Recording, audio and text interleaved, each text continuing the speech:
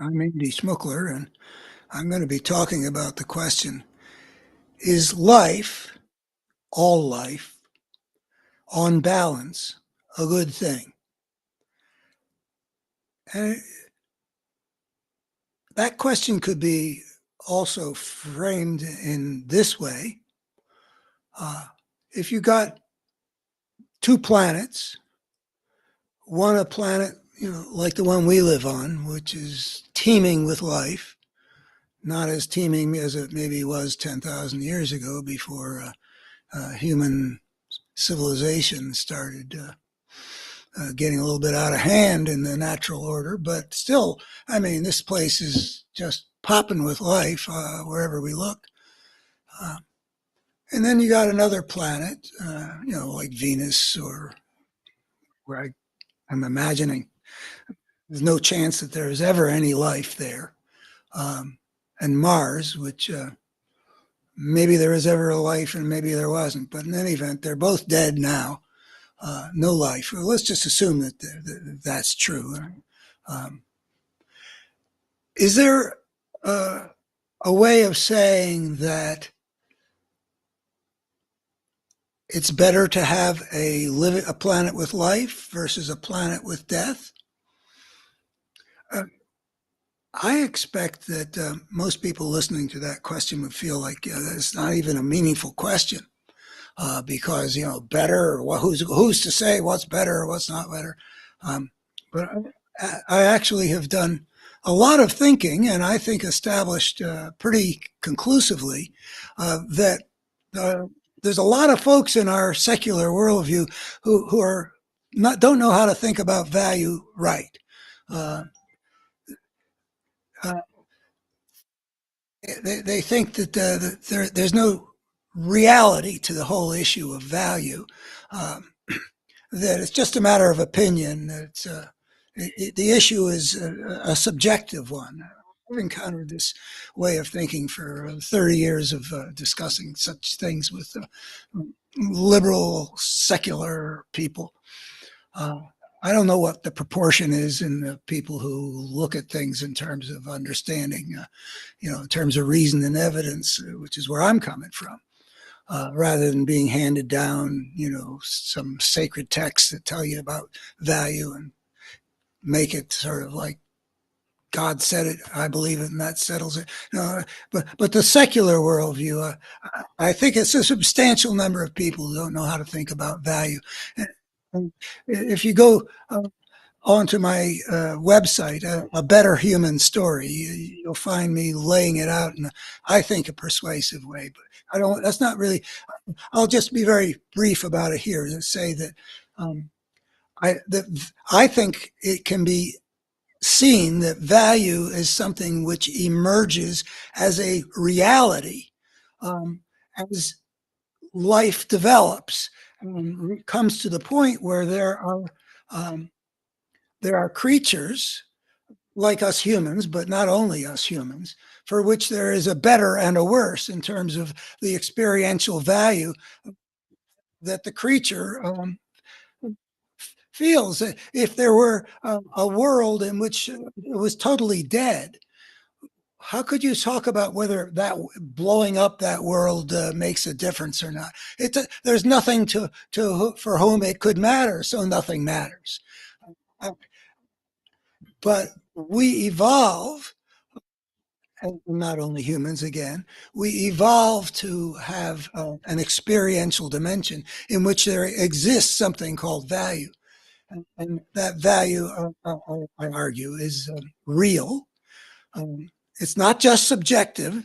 Um, just like if you hit your thumb with a hammer, it's an experience you aren't glad to get, and it that in itself is a projection of what survival has meant, because we've evolved not to like that experience and to do what we can to avoid it, because going down the road of getting your body beat up is not conducive to getting your DNA into the future.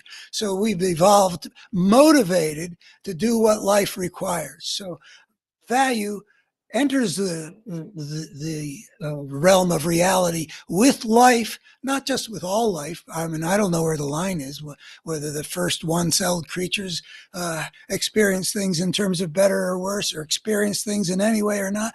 I don't know. But at some point, we know, because here we are.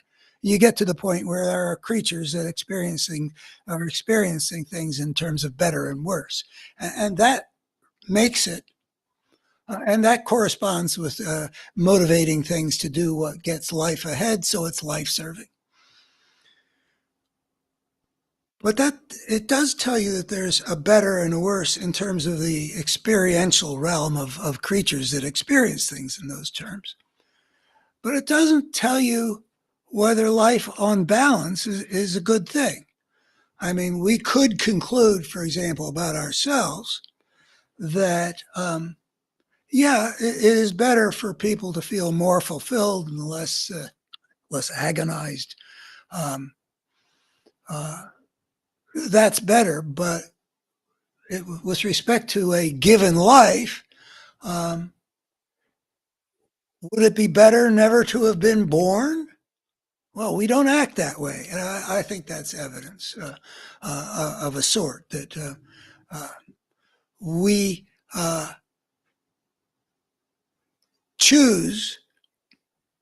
Well, of course, you could say we evolved to try to get back to breathing when we were about to drown underwater.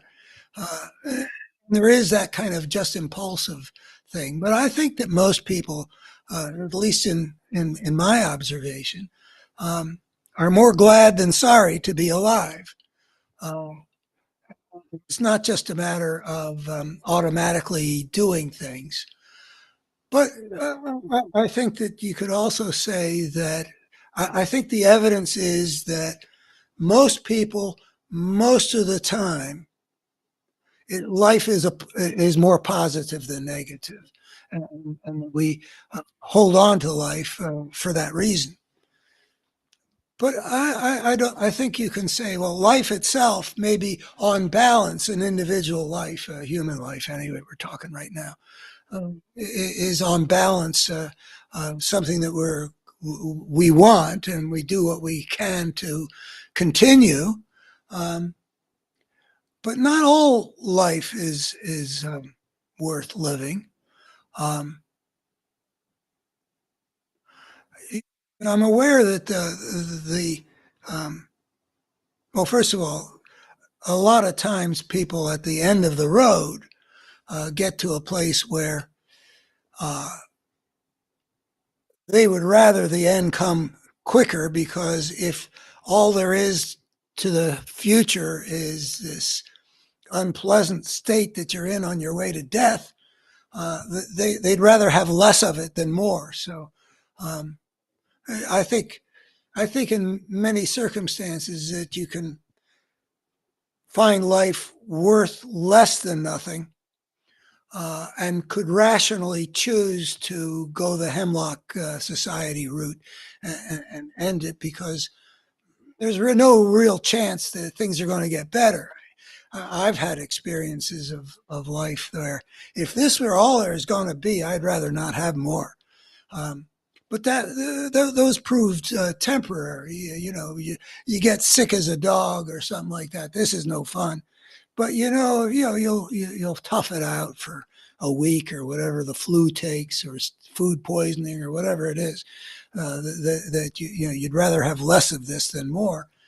So it's not like you know, but there's evidence that couple things in the religious realm that I think I know that make you think that sometimes it's not just the end of the line that people feel like less would be better, meaning being dead is better than being alive like this. I'm aware, for example, that the Catholic Church is really, really, really strong uh, prohibitions against suicide. I mean, you can't get buried in this cemetery, and even I think thinking about suicide is a pretty bad sin. Um, and the strength of the prohibition seems so severe that I'm inclined to infer that when that got built into the Catholic teaching, that prohibition, um, it wasn't so rare for people to wish they were dead. I don't know if that's the correct inference, but in general, you don't prohibit people from doing things, uh, except that. I mean, if a prohibition implies that people might otherwise choose to do what you don't want them to do, and if suicide was only a minor uh, issue in whatever that time was in the Catholic Church, and I'm envisioning. I mean, I don't know when it came into the Catholic Church. I'm envisioning that people were living in pretty difficult medieval or Dark Ages times conditions. A lot of poverty, disease, exploitation, not a very nice world, and maybe one of the indications of what human life was like in that era is that when the Catholic Church made a big deal about don't commit suicide. And then there are some Eastern religions in which people talk about getting off the wheel of reincarnation. That I think it's the Hindu that according to what you do in terms of the spiritual path, and one life affects what form you're going to take in the next life, and there's the process of presumably the task is to improve, but the ultimate goal. I'm not sure exactly what the ultimate goal is. It is getting off of the being reincarnated in some life form. And what I'm not sure about is it nothingness, like I envision death to be? Is that getting to that last stage when you're no longer getting reincarnated? Is it got some consciousness and experiential dimension to it that makes it a good thing you want? Or is it a nothingness? If it's a nothingness, that would imply that life is considered more painful than fulfilling. And there is in the Eastern religions, which I don't claim to necessarily understand validly, but I do get that it is important in like the Buddhist world, the discovery of how much life is suffering. Buddha goes out and discovers disease, old age, and death, and that's a big deal. It sort of forms the one of the part of the foundation of what the spiritual task is, and maybe it's also. And I've wondered about this, and don't know. It seems like it's saying that nothingness would be better um, than how we experience our lives with desire and suffering and such. We want to detach. Well, how much detachment? Yeah, but then I've encountered in the writings there something about some kind of joy, the joy that comes from not having desire. Um, well, that's joy sounds good. So anyway, that's some of the. I'm inclined to believe that while it can be rational that you assess that it's never going to get any better and this is worse than nothing, and it makes sense to pull the plug and not follow that unpleasant, terrible train all the way to the terminal, as it were. Um, but basically, I think that life for us humans in these times is a good thing. And I don't know, apropos of the Catholic Church, I don't know how much of human life has been a plus. Going back to our distant ancestors who were hunter gatherers, I envision that being basically a plus. And I don't know, when we think about the whole biosphere, all the value that's embedded in all the species that make up life on Earth. How does that figure on the better and the worse? Um, we humans, well, particularly here, middle class American white old man, still decent health. How typical of is that of humans, and how typical. If you take all the kittens born in the world, um, not all of whom survive to be cats.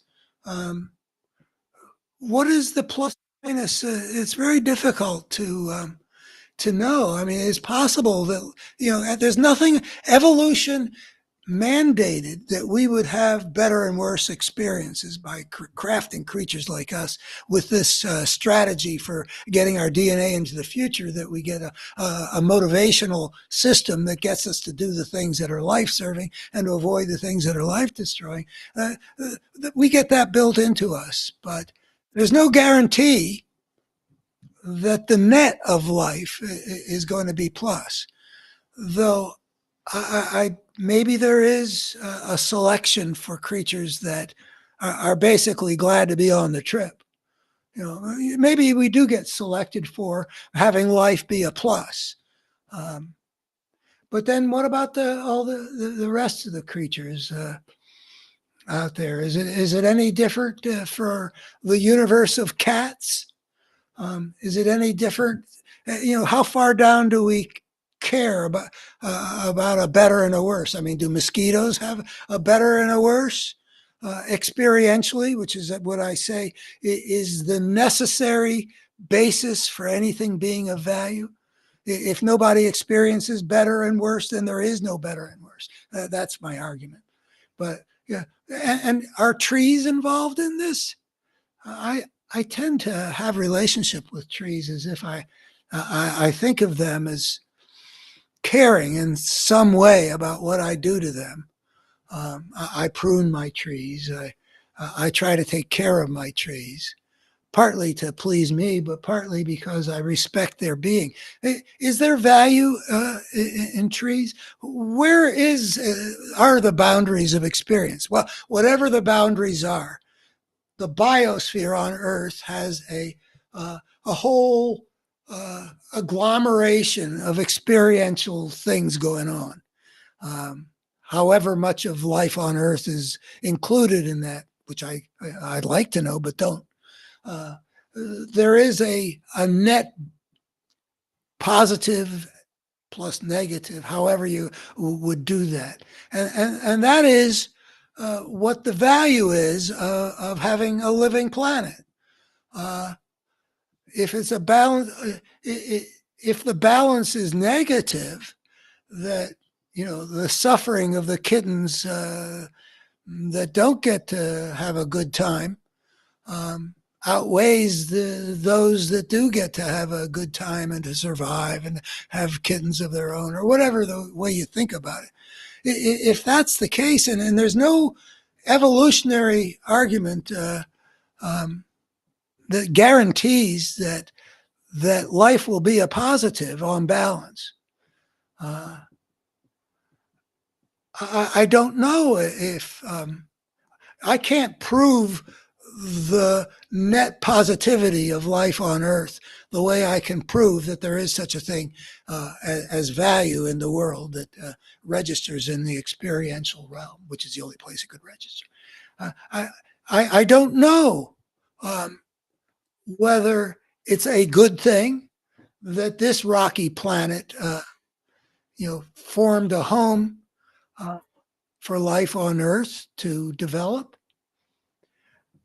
But I feel a commitment to the value of life on Earth, even though I can't prove it.